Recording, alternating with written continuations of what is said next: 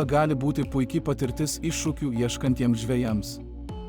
Lynai garsėja stipriomis kovinėmis savybėmis ir polinkiu gyventi ramiuose, piktžolėtuose vandenyse.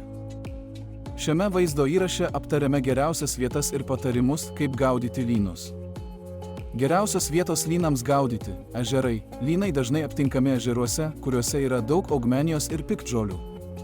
Tokiuose plotuose žuvys turi gerą maisto šaltinį ir priedangą. Tvenkiniai. Nedideli tvenkiniai gali būti puikios vietos lynams gaudyti, ypač tie, kuriuose yra daug augmenijos ir gausų vabzdžių bei kitų smulkių gyvių, kuriais žuvys maitinasi. Lėtai tekančiose upėse ir kanaluose. Lervų taip pat galima rasti lėtai tekančiose upėse ir kanaluose, ypač tuose, kuriuose daug piktžolių. Patarimai, kaip gaudyti lynus. Lynai mėgsta natūralius masalus, tokius kaip sliekai, vėgėlės ir masalai. Naudojant šiuos masalus ant paprastų džigų dažnai pasiekiama gerų rezultatų.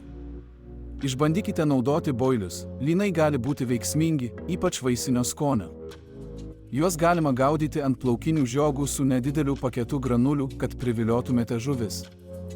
Naudokite plūdę. Žvejojant lynus, ypač sekliuose vandenyse, gali puikiai pasiteisinti paprastas plūdinis džigas. Naudokite jautrią plūdę, kad pastebėtumėte kibimą ir tinkamu metu užkabintumėte kabliuką. Naudokite lengvus žvejybos įrankius. Lynai nėra labai dideli, todėl galima naudoti lengvus žvejybos įrankius, kad kova būtų malonesnė. Su lengva meškere žvejoti gali būti smagiau ir įdomiau. Išvados. Žvejyba gali būti naudingas užsiėmimas ieškantiems iššūkių.